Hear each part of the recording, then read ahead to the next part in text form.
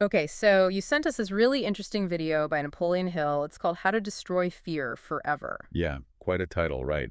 Not just cope with fear, but actually destroy it. Exactly.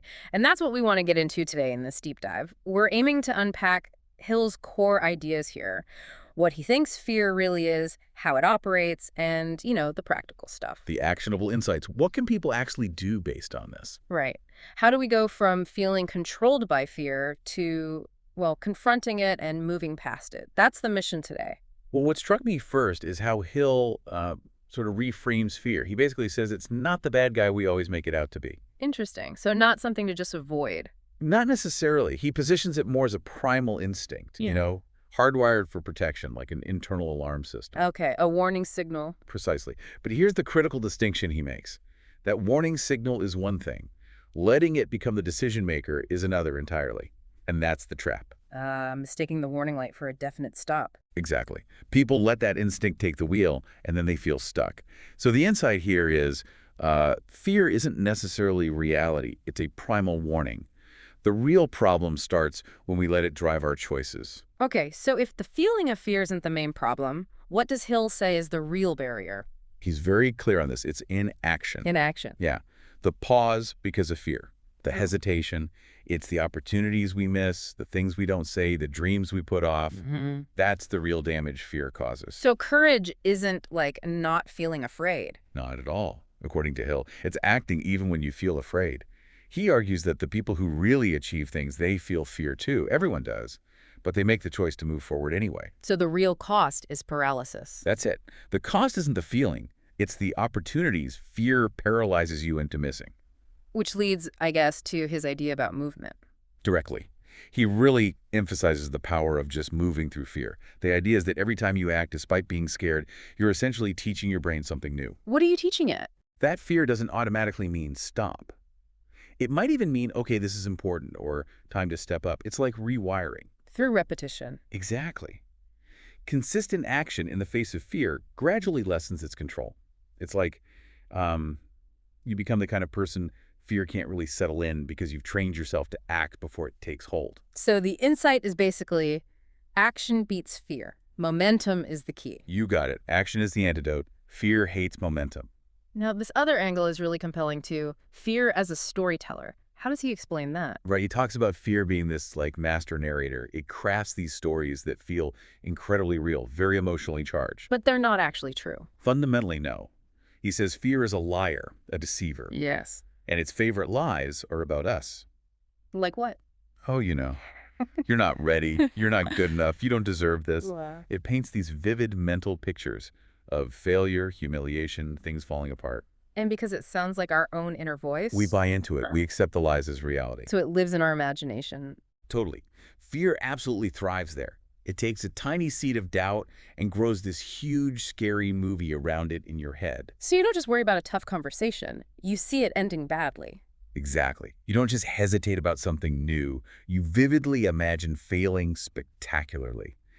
And this constant mental rehearsal of doom, it triggers your nervous system, that fight or flight, or often freeze response. It treats the imagined threat like it's real. Okay, so if fear is basically a negative story we keep telling ourselves, Hill's solution would be start telling different stories. Pretty much.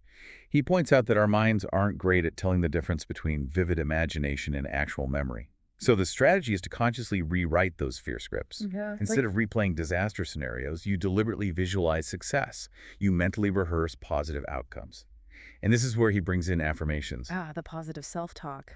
Right, but it's more than just talk. It's like mental conditioning. Repeating positive statements to build belief, like an athlete training specific muscles. You declare your worth, picture the results you want, repeat it until it sinks in. Did he give examples? Yeah, things like, I am calm under pressure, or I face fear and move anyway. Simple, powerful statements. I don't shrink and I expand. But it can't just be words, right? Absolutely not. That's crucial. These affirmations have to be backed up by action. Your brain watches what you do. So when you actually take that brave step, even when anxious, your brain notes, oh, okay, we do hard things. So the action reinforces the new belief. Exactly. That's how your self-perception changes and fear starts losing its grip. Hill also suggests reframing fear, not as a stop sign, but more like a pointer, Yeah, like a signpost. He argues fear often shows up right at the edge of your comfort zone. which is where growth happens. Precisely. So the things that scare us most, public speaking, maybe starting a business, ending a bad relationship, whatever it is, they aren't just dangers. They could actually be gateways to major personal development. So courage, again, isn't not feeling the fear. It's deciding to move forward while feeling it, leaning into that discomfort, because it often signals you're onto something important, something meaningful. Makes sense. And, if this way of thinking about fear and taking action resonates with you, maybe consider subscribing to our channel. We explore ideas like this regularly, and subscribing means you won't miss future deep dives. Good point. So building on this need for action, Hill really stresses discipline, doesn't he? Oh, absolutely. He draws a sharp contrast between motivation, which he sees as kind of fickle, comes and goes, and discipline, And discipline is. the engine, the constant force. He says discipline is what fuels a fearless life. It's not about always feeling brave. It's about training yourself to act even when you really, really don't feel like it. So discipline basically cuts off the internal argument with fear before it starts? That's a great way to put it. It's like a pre-made commitment to action, regardless of how you feel in the moment. It overrides the hesitation. And he offered practical ways to build this discipline. He did. Some daily rituals, like intentionally do something uncomfortable first thing in the morning. Like a cold shower, maybe. Or Yeah. that phone call you're avoiding. Exactly. Get uncomfortable on purpose. Also, move your body. Physical movement helps. Then, consciously use those affirmations. Speak power into your mind. What else? Win the first battle of the day. Simple things like making your bed or just being on time. It builds momentum. And finally, reflect each night. Notice where fear popped up and think about how you responded, how you pushed back. That consistent practice sounds key. It's all about building the habit of acting despite fear. Lastly, Hill touches on, well, the consequences of not doing this, the regret factor. Yeah, he paints a pretty stark picture. Looking back at the end of your life and seeing not just your memories, but also, like, the ghosts of the dreams you didn't chase. The potential you didn't live up to because fear held you back. Right. The risks you avoided, the person you could have become. And he asks, why let fear make those choices for you? His point is that fear doesn't just limit your present, it actually steals your legacy by keeping you playing small. Because legacy requires stepping out, taking risks. It demands discomfort, he argues. It requires choosing your own path, your own purpose, over worrying about what others might think. It's a choice between a life ending in whispered regrets or one that roars with purpose and courage. Wow. Okay, so wrapping this all up, the core takeaway from Hill seems to be pretty straightforward, doesn't it? I think so.